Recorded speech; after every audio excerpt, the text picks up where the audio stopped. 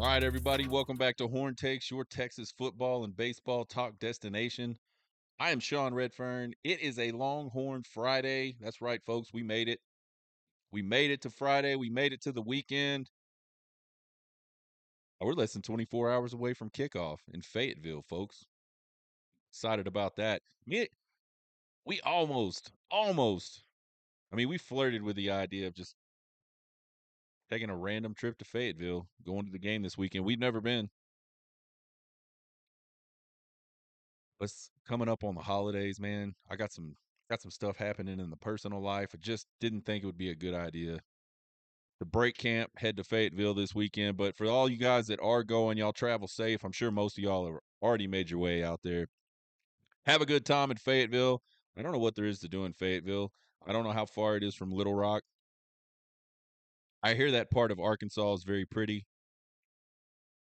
Have a good time, represent well. We're going to go Team Am tonight. We're going to go have Tex-Mex and margaritas because that's what we do on Fridays when we're in town. Excited about that. It's like we start counting down Tex-Mex and margaritas basically Sunday night about 9:00 when we start getting ready to head to bed. We realize we have to go to work. We start just wishing we could just do Tex-Mex and margaritas. I need to get a job doing Tex-Mex and margaritas. If anybody knows anything about a job doing that, let me know. We got 4 keys and a prediction today. Check us out on Twitter, TikTok, and YouTube at Horn Tex. Horn Takes, not Horn Tex. Listen to the podcast anywhere you listen to podcasts, man. We're on Apple Podcasts, iHeart Podcasts, Spotify, all those places. If you don't like those places, you can go to horntakespodcast.buzzsprout.com. If you subscribe to our podcast, like the actual Apple Podcast or iHeart or Spotify, do me a favor, go on over to YouTube, find us there, subscribe there. You're missing out on some. You get to hear everything, but you're missing out on some video stuff that you obviously you can't hear the video. So I would encourage you to go check us out over at YouTube. Definitely go find us over at TikTok. Definitely go find us over at Twitter. I'm not one of those guys that does everything on every single platform. And I don't do that I don't do that to try to be cool and get people on multiple platforms. I don't care that much about any of that. I do it because I don't have time. This is like a full-time job doing some of this stuff, man. These dudes that do this for real,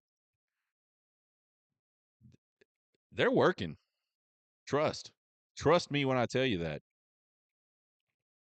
So check us out everywhere. Give us a follow, give us a subscribe. We appreciate it. You might find something that you're not used to seeing. You might like it even better. Who knows? We were going to talk about a really wild SEC championship title game scenario. I kind of plugged that at the end of the show yesterday. And I found out after I dug some more that it was just wrong.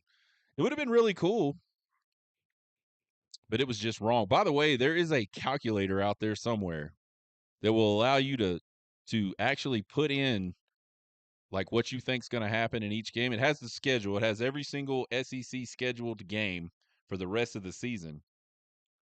And it'll allow you to pick your winners and it'll show you who makes it to the SEC championship game based on those scenarios. So it's pretty cool. And no, I don't remember the link right off the top of my head. If you're on Horns 24/7, it's in a thread on there.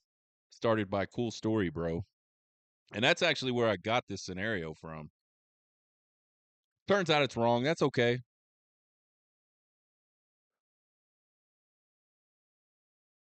We got game day Eve, folks. And every game is an elimination game for this Texas team. You just look at the remaining schedule for all these teams involved and the likely outcome for all these games.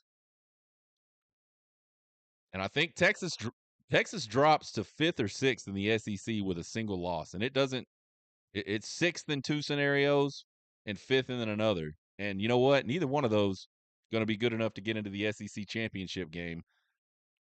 And I kind of question even a 2-loss Texas team. How does the committee, let's say God forbid, let's say that Texas loses a close one in College Station. Sake of argument. They're eliminated from the SEC championship contention, I think. I mean, there may be a scenario where that's not the case. I haven't played with that. I've not played with that predictor or that tool or whatever your predictor thing. So there may be a mathematical way they could do it, but it's probably not super likely. So let's just assume, for the sake of argument, they go to College Station, they lose a close one, Texas A&M. They don't get in the SEC title game. They're a two-loss team on the season, a two-loss SEC team. They're ranked 5th or 6th in the SEC. Is there any way the committee puts that team in the 12-team playoff, regardless of where they were ranked headed into that Texas A&M game? I mean, I almost feel like if Texas A&M and Texas hold serve, and they're both where they're at today, for that game, that's a playoff game, like a no shit playoff game, not just a SEC title championship playoff game. It's a playoff game to get in the playoffs. I could be wrong,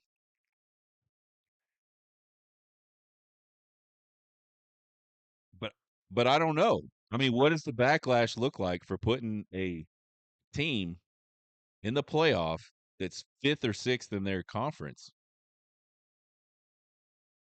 That would mean you're putting that team over at least one other team that was in the top 2 of its own conference.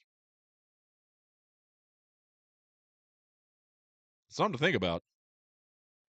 Nonetheless, this 3-game stretch for Texas, it's not, it's not terribly daunting at face value, but I think it's going to be challenging. And it's certainly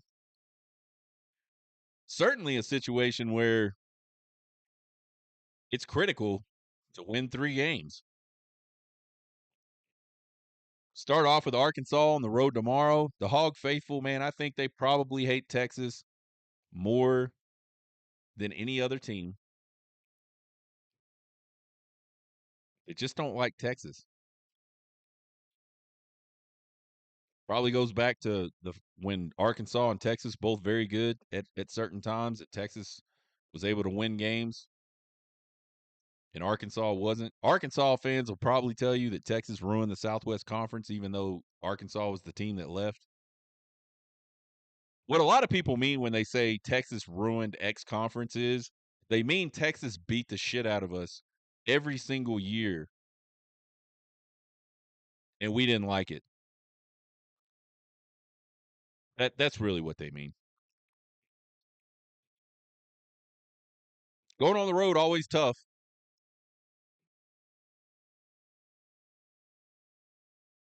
This Arkansas offense dangerous. They've already pulled off a big win there in Fayetteville against the top-ranked team earlier this season. They shocked Tennessee. I look at these last 3 games and I don't see like just a gimme anywhere. I mean, I say that. It wouldn't surprise me. I would not be surprised if Texas wins big in 2 of these games. Not at all. But I just don't feel like they're just gimme games. You got Aggie the weekend of the Thanksgiving. First Lone Star showdown in like, I don't know, 12 years, 13 years. On the road, probably going to be a night game for sure. I mean, I would think it is. I think it is, actually. I think it's a 2:30 or 6:30 slot today. Texas A&M hates them some sips. And I mean, and we beat them in 2011 on a long kick. That's just been eating at them for 13 years. They're pissed we came to the SEC. They're pissed at the SEC because the SEC invited us into the SEC.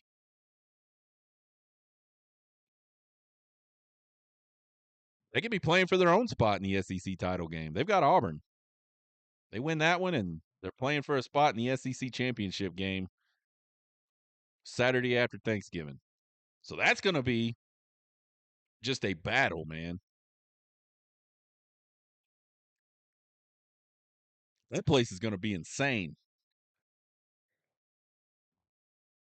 And then sandwiched between that, you got a home game with a Kentucky team that, man, their record sucks. They're 3-6, 1-6 in the SEC, but they played Georgia right down to the wire, and they beat Ole Miss at home earlier this season. Held that powerful offense to almost nothing. I mean, it was a really low scoring game. They did it the ugly way. And that's kind of what that Kentucky team is, ugly. And if they can do that to Ole Miss, they're certainly capable of doing it to Texas. They did it to Georgia as well. Another pretty powerful offense. So to me, there's nothing about this little 3-game stretch that Texas is about to go on that just screams easy.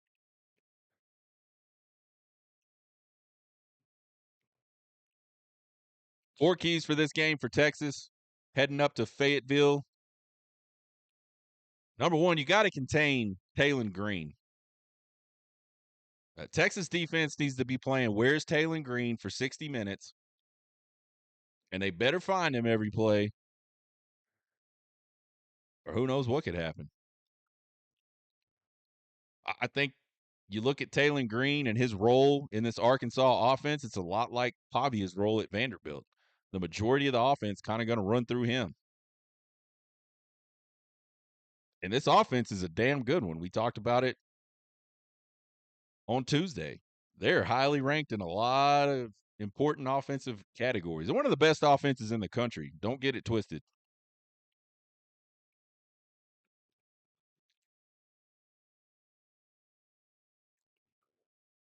So discipline post snap in the zone read and the QB option game going to be absolutely critical for Texas's success on Saturday. I think in the passing game, you got to keep him in the pocket. You got to try to get some pressure on him. You got to do it in a manner that you don't let him get loose. Arkansas 106th in the country in sacks allowed. So this is a game where this Texas defensive line could come up big. It's tricky with a guy like that because he's going to run when it's running time, and he's going to run when it's passing time, and he's going to run to pass. I mean, those are tough guys to defend. And I'm not saying they can't. Like, I mean, we're not talking. I mean, the greatest quarterback of all time, Vince Young. People couldn't. People mostly could not contain him, but some teams found a way to do it sometimes. So even the best can be contained. And Taylen Green, not Vince Young.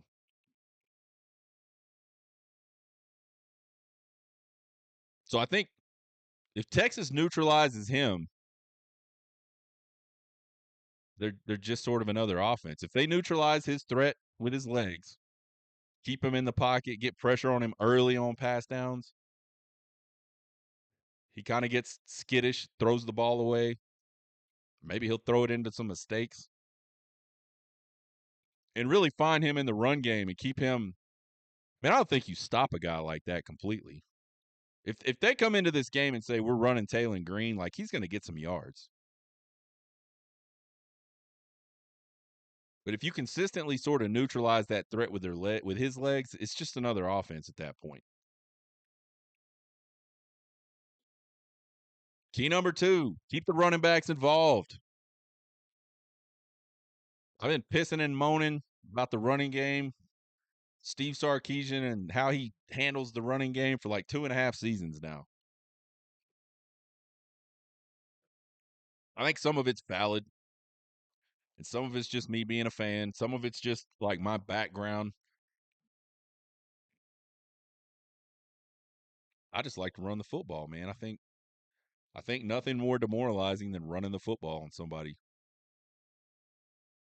But ultimately, you can keep the defense off balance, even if you're passing the ball a lot more than you're running the ball, by getting the running backs involved in the passing game. It's something Steve Sarkisian does a really good job at. There's going to be opportunities on Saturday for Texas and Quinn Ewers to get the ball to those running backs in space. Showed you some of the zone looks Arkansas gives. A lot of times in long yardage situations, they're not covering the flats. They're just letting you dump stuff off. They want you to dump stuff off, and they want to try to make tackles. Like that's a good opportunity for Texas. Jaden Blue, Trey Wisner, really, really good at making people miss in the open field.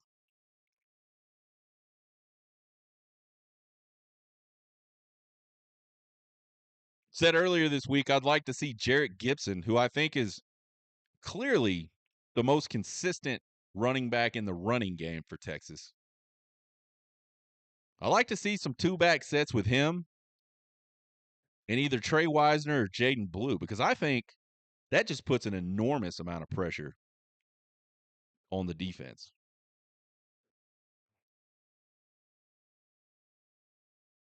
And you never lose that threat. You know, you put Jarrett Gibson on the field, he's a better running threat to me, more consistent.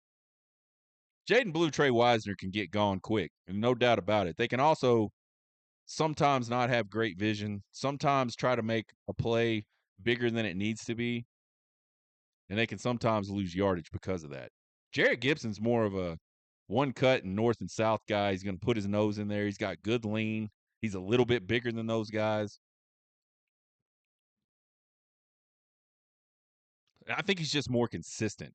You know, Jaden Blue, Trey Wisner, they'll get you 2-3 yards a pop and then all of a sudden take 160. Jarrett Gibson's going to get you like 3, 4, 5 yards a pop if you give him some space. So you like that, right? But you also like Wisner and Blue coming out of the backfield. What better way to have all of that than to just put two of them in at the same time? You do it with Wisner and Blue all the time.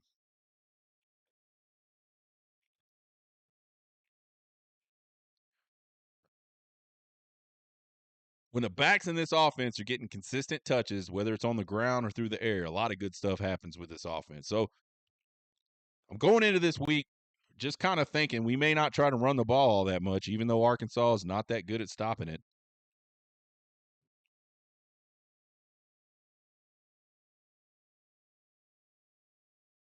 We'll see what happens. It'll be kind of interesting to see who starts this game and what the game plan is. I wouldn't be surprised to see Jarrett Gibson maybe get a start and maybe get some early carries in this game. Key number 3, you got to protect Quinn Ewers. I thought last week the offensive line did an outstanding job keeping Ewers clean. There was the 1 sack early in the game on the first drive. Florida, pretty good defense at getting to the quarterback. You know, they're not like amazing. They're not elite, but they're pretty damn solid. Texas O-line only gives up 1 sack to that group. They held up very well. I think most weeks in the SEC, you're going to face an opponent that's pretty good at getting to the quarterback. That's just kind of the way that league is. Arkansas, 19 sacks on the season. Pretty solid. They got a really good edge guy, Landon Jackson.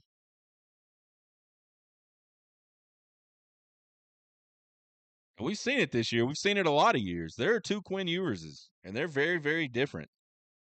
The one that gets protected really well, ridiculously accurate, capable of just absolutely picking any defense completely apart. We saw that guy against Florida. And then there's the one that doesn't get protection, that gets a little panicky, forgets his footwork, starts throwing inaccurate passes and turning the ball over. So it's 100% important. And I'm not picking on Quinn Ewers, man. Most quarterbacks don't do well under pressure. There's just not a lot of guys, even in the NFL, that'll just stand there knowing they're about to get the shit kicked out of them to deliver an accurate pass. Man, that's a hard thing to do. We talk about this stuff all the time like it's easy, and it's really not. But you have to talk about it because it's the truth. You get pressure on a lot of college quarterbacks. There's maybe a handful, less than a handful of college quarterbacks that are just going to stand in there and just get shit on play after play after play to try to deliver accurate. It's just, I mean, humans don't want to get hurt. It's tough. But if this Texas O line can keep Ewers upright and keep him clean on Saturday, I mean, they could drop 50 points on this Arkansas team easily. You saw Ole Miss; they could not get to Jackson Dart, and he just absolutely lit their asses up. And this Texas offense certainly capable of doing the same thing. Key number 4, win third down. You look at the matchups between this Texas offense and defense and the Arkansas offense and Texas defense. There's a lot to look at when you look at the third down stats. Texas offense ranked 21st in third downs at 46%. That Arkansas defense ranked 63rd in third down defense. Teams are converting 38% of the time against them. Or rather, they're holding. Yeah, teams are converting 38% of the time.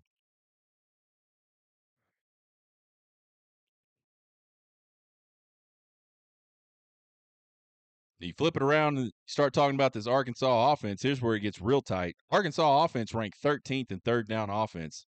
They convert better than Texas converts. 48% of the time they convert on third down. I mean, flip around and look at that Texas defense. They're ranked 13th in third down defense, and they only give up third down conversions 30% of the time. Salty. 1 out of 3. 3 out of 10, really.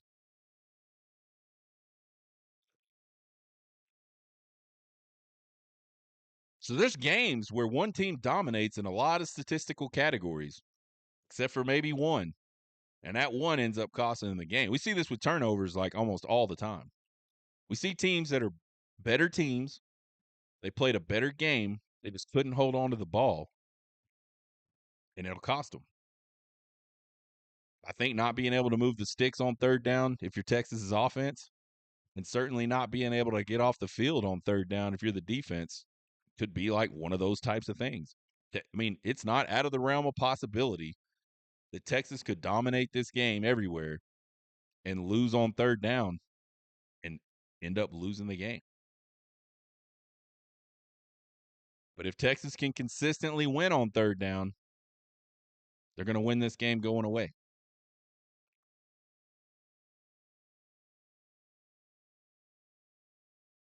Prediction time. Texas currently a 12-point favorite in this game.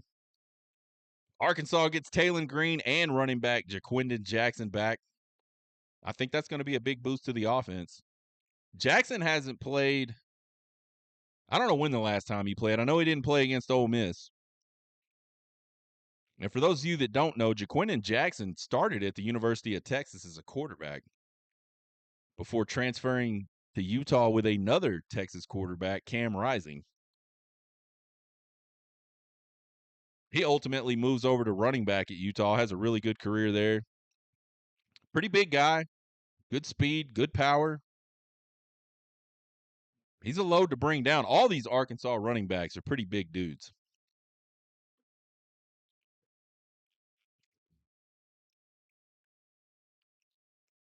Texas pretty healthy as well. I think the only guy that's seen significant time that's not a for sure go in this game is linebacker Maurice Blackwell. Talk about it all the time. Fayetteville being a tough place to play for Texas.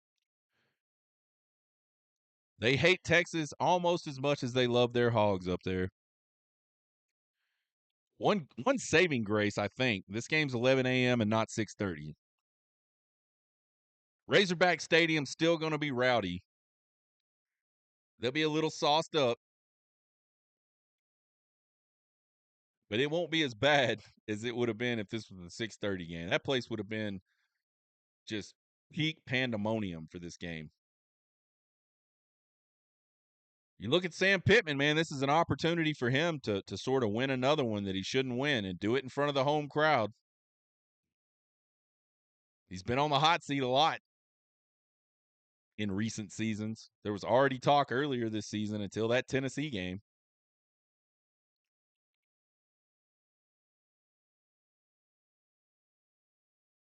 Sam Pittman, man, he's one of those good old boy rah-rah guys. He's going to have this team ready to play.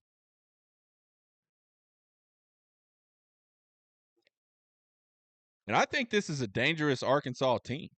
If Texas shows up flat, Texas plays sloppy, Texas turns the ball over, man, this Arkansas team is 100% capable of stealing a W from Texas on Saturday.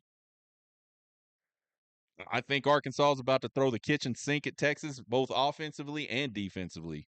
I think you're going to see a lot of one-on-one deep balls to those big wide receivers. We talked about them on Tuesday. 6'4", 6'7", long. Throw it up, let them go get it.